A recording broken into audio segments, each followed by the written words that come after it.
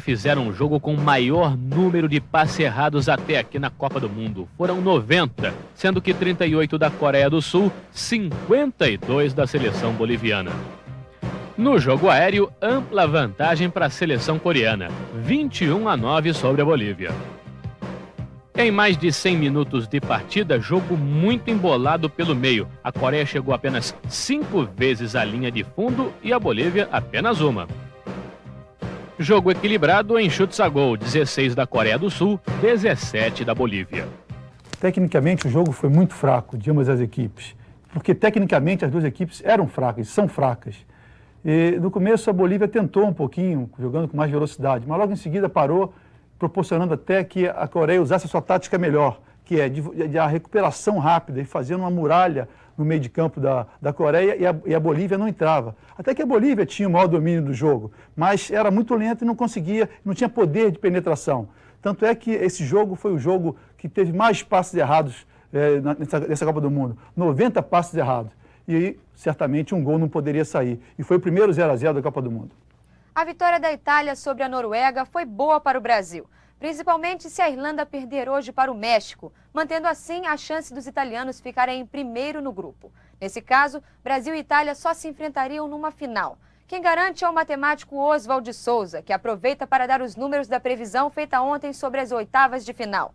Romênia e Estados Unidos têm 61% de possibilidade de serem o adversário do Brasil na próxima fase. Bulgária e Grécia têm 31% de chances. Eufóricos com a vitória sobre a Colômbia e a classificação para as oitavas, mas ainda desconfiados de que seu time possa chegar mais longe, os americanos resolveram garantir para um de seus jogadores pelo menos um título dessa Copa, o de símbolo sexual. O escolhido é o goleiro Tony Meola, de 25 anos. Com seu rabinho de cavalo cuidadosamente arrumado à base de gomalina, mesmo que não consiga um grande contrato no milionário futebol italiano, já garantiu o futuro.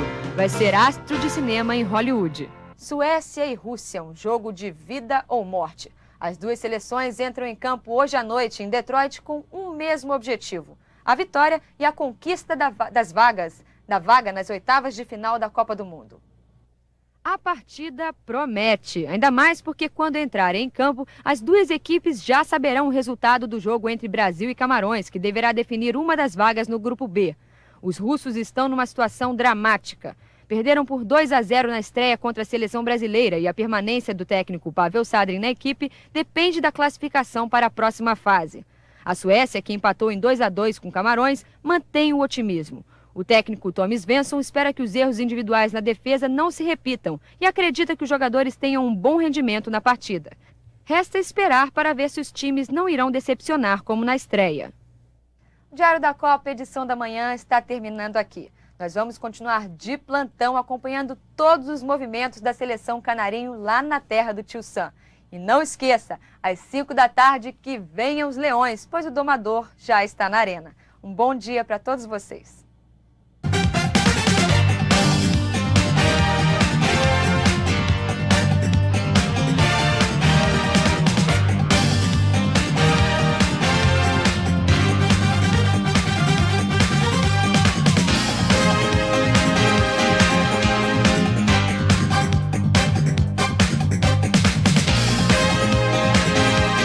Boa noite, dia de festa no país do futebol. Ganhamos dos Camarões e garantimos a classificação com 6 pontos em 2 jogos. A esperança do Tetra segue em frente na velocidade de Bebeto, no oportunismo de Romário, na garra de Dunga e principalmente na união do grupo.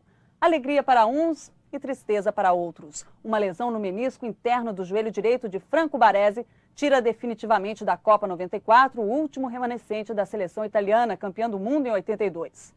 Mas hoje, pelo menos para nós, não é dia de tristeza. A ordem é comemorar. O Brasil dispara na Copa. A ginga dos fazedores de gols. Sinais de mudança no meio-campo. Quem tem medo da defesa do Brasil?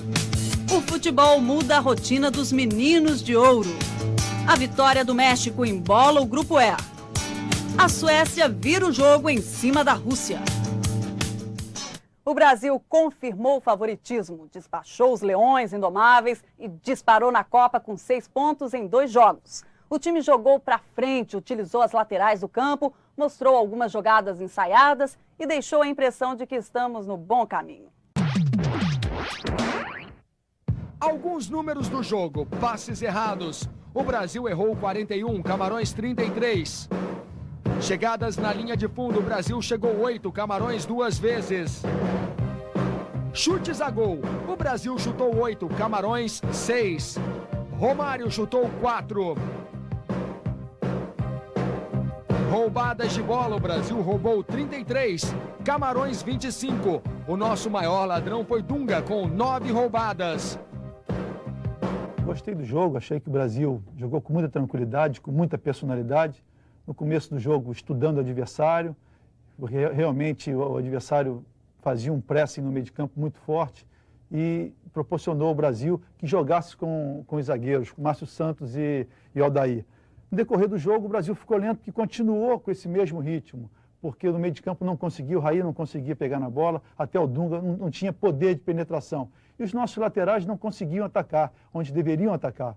E no primeiro tempo, o Brasil conseguiu um gol numa bola roubada, onde o Brasil conseguiu colocar, a única vez que conseguiu colocar velocidade no jogo, o Dunga fez aquele passe maravilhoso para o Romário e o Romário conseguiu fazer o gol. Depois as coisas melhoraram para o Brasil, veio o segundo tempo, o Brasil pressionou um pouquinho mais a equipe de Camarões, até que Camarões errou muito espaço por causa da pressão do próprio que o Brasil exercia. O Brasil jogou com as laterais, tanto o Jorginho quanto o Leonardo, depois foi expulso um jogador de Camarões, as coisas ficaram mais fáceis para o Brasil. O Brasil ganhou com mérito, com personalidade, acho que o Brasil foi absoluto no jogo.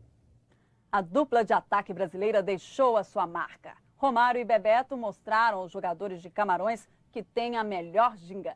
O curioso é que os dois tiveram atuações bem diferentes do jogo com a Rússia. Ao contrário da primeira partida, quando perdeu muitos gols e teve uma atuação apenas regular, Bebeto dessa vez foi ajudado pelos deuses baianos. Jogou recuado, ajudando o meio-campo e buscando o jogo. Continua sendo o jogador mais solidário do Brasil. Com tanta dedicação, acabou premiado com um belo gol. Um jogador qualquer teria cruzado a bola. Mas Bebeto, mesmo sem ângulo, chutou a gol. Uma beleza. Craque é craque. Axé.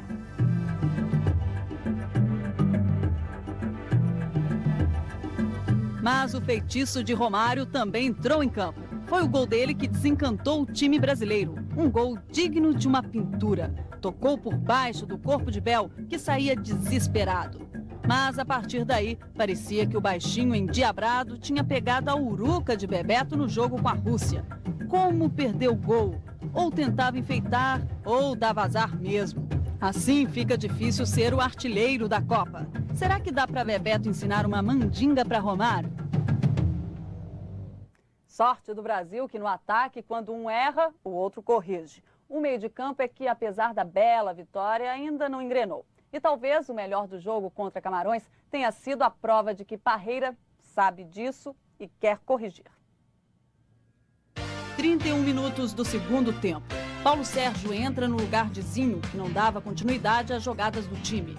Não era a mudança que a torcida pedia, mas o importante é que Parreira aproveitou o terceiro gol do Brasil, marcado 2 minutos antes, para testar novas formações táticas. E a melhor notícia veio depois, aos 38, com a entrada de Miller no lugar de Raí. Bebeto recuou para o meio de campo.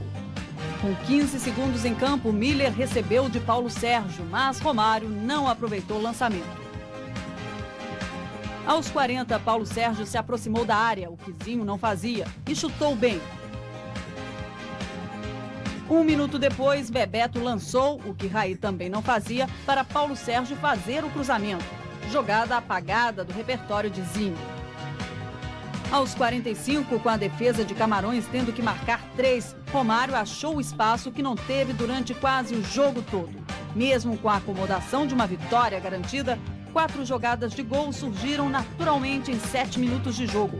E Parreira deve ter tido a certeza de que, quando as circunstâncias pedirem, pode escalar um meio de campo mais criador e agressivo que o titular. Até que enfim. Quem tem medo da defesa do Brasil? Depois do jogo de hoje, com certeza a torcida é que não. Márcio Santos e Aldair espantaram os temores com uma atuação segura e provaram que a seleção tem pelo menos 3 grandes zagueiros. Ninguém sentiu saudades do xerife Ricardo Rocha. Aldair, o substituto, colocou a estrela no peito e foi absoluto em campo. Tão bem quanto o companheiro, Márcio Santos superou o nervosismo da estreia. Os dois estiveram perfeitos durante toda a partida. Fritaram os atacantes de Camarões. Nem o veteraníssimo Roger Milá conseguiu furar o bloqueio defensivo do Brasil. A experiência de 42 anos se perdeu diante da disposição dos zagueiros. O jogador mais velho da Copa entrou na metade do segundo tempo e só deu um chute a gol. Muito pouco. Milá bateu de frente com quem não devia. Márcio Santos ainda ganhou um prêmio, um cruzamento milimétrico de Jorginho para marcar o segundo gol do Brasil. É do Brasil! Márcio Santos! A hora é de futebol, mas uma outra seleção brasileira não para mesmo em dia de jogo do Brasil. Os meninos de ouro do vôlei que treinaram hoje no Clube Hebraica, no Rio de Janeiro. E só pararam para ver a vitória dos canarinhos em São Francisco. Há 2 meses, estes 16 jogadores vêm seguindo a mesma rotina de treinamentos para a Liga Mundial de Vôlei. Na parte da manhã, hora da corrida. Depois o almoço e a partir das 5 horas da tarde o treino com a bola. Mas nos dias de jogo do Brasil, esse horário é deixado de lado. No primeiro tempo, os jogadores foram liberados para assistir ao jogo lá no hotel. Já o segundo, todos tiveram que torcer pela nossa seleção aqui mesmo, no clube onde eles estão treinando. E torcida foi o que não faltou. Já as fãs não estavam nem aí. Valia mais a pena ficar perto dos meninos de ouro. Sim, também a gente viu com eles, né? Aí, pô, melhor ainda. Durante a partida, a esperança de gol ficou estampada nos rostos de cada um. A emoção é que acho que é tanta quanto a deles, né? A gente fica nervoso, molha a mão, molha embaixo, fica suado, mas a gente torce por eles pra caramba porque a gente sabe que a preparação que se faz para jogar uma Copa do Mundo é muito importante. E na hora do terceiro gol, a alegria de Giovani. Olha o gol do Romário lá. Mas acho que os juízes... E aí, qual é a emoção, Giovani? É legal, né? Ser brasileiro nessa hora é ótimo. Final da partida, hora de treinar. E adivinha como foi o aquecimento deles? Uma pelada. Mas antes, será que eles sabem pelo menos fazer uma embaixadinha? Dá-lhe, negrão! Vamos ao jogo. Até que eles não são tão ruins assim, né, gente?